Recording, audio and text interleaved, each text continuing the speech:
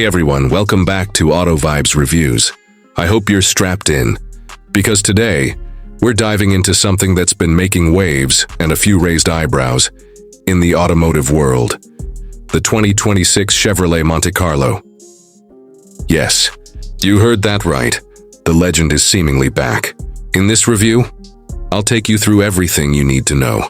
What it looks like, how it feels inside, how it drives, and whether it's worth your attention or your dollars. Stick around.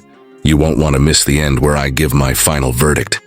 As we roll into the exterior first impressions, the front end of the 2026 Monte Carlo is bold, aggressive, even a little intimidating.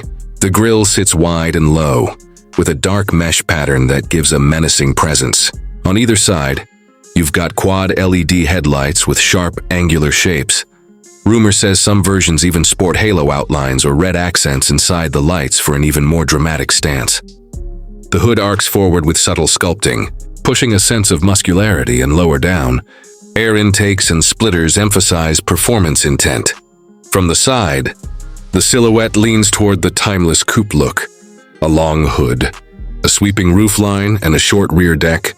The body lines are crisp, character creases along the doors, flared hips over the rear wheels, and flush door handles for a cleaner aesthetic. Many renders hint at large wheels, maybe 20 or 21-inch alloys, and a stance that's both grounded and aggressive.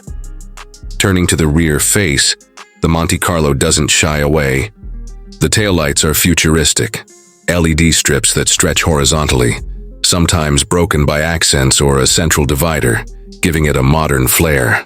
A rear diffuser and dual, or even quad, exhausts living in cutouts hint at real performance underneath.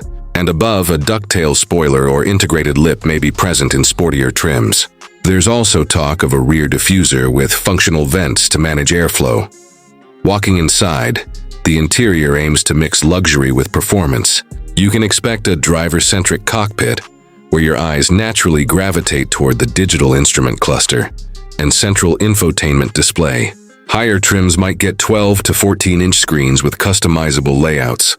Some leaks suggest ambient lighting, premium leather or Alcantara surfaces, carbon fiber or brushed metal trim pieces, and contrast stitching to heighten the sporty feel. The steering wheel is thick, flat-bottomed, and loaded with buttons, everything at your fingertips. Seating is likely plush yet supportive.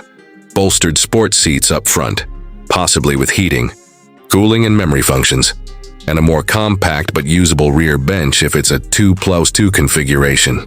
Some renderings even suggest gull wing or upward opening doors, though that's more speculative than confirmed. Storage and usability may be a compromise. You trade some practicality for style. On the tech front, expect wireless Apple CarPlay, Android Auto, premium audio, maybe from a known brand like Bose or Harman Kardon, over-the-air update capability, and possibly advanced driver assistance features. The interior is where the Monte Carlo really tries to bring comfort, style, and future tech together. Now, performance is where things get interesting, and in many ways, speculative. Rumors point to a powerful hybrid V8, combining electrification with raw muscle, aiming to balance efficiency and performance. Other sources mention a pure V8 option, possibly in SS or high-performance trims, delivering numbers that can rival modern muscle cars. Some even talk about outputs north of 600 horsepower in top spec. Transmission options could include an 8 or 10-speed automatic, or even a dual-clutch unit in sportier versions. Rear-wheel drive is almost certain, with possible all-wheel drive variants for traction control in extreme trims. Acceleration to 60 mph, or 0-100 km/h, might land in the low 3 to 4 second range for top variants, if the rumors hold. So, what's the damage? Price and market positioning are still under wraps. Based on the rumored positioning, the Monte Carlo could land in the premium performance coupe bracket. I'd estimate a starting price somewhere in the higher mid-range bracket, perhaps in the $70,000–$90,000 range USD for base or mid trims, and $120,000+ for ultra-performance versions. That said, some insiders caution that much of what's circulating is speculative and based on renderings, rather than confirmed GM releases. If true, the value will depend heavily on which variant you pick how loaded it is, and how well the performance justifies the premium.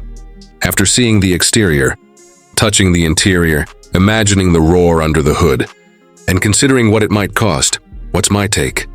The 2026 Chevrolet Monte Carlo, if it becomes real in the form shown in teasers and rumors, is one of the most intriguing comebacks we've seen.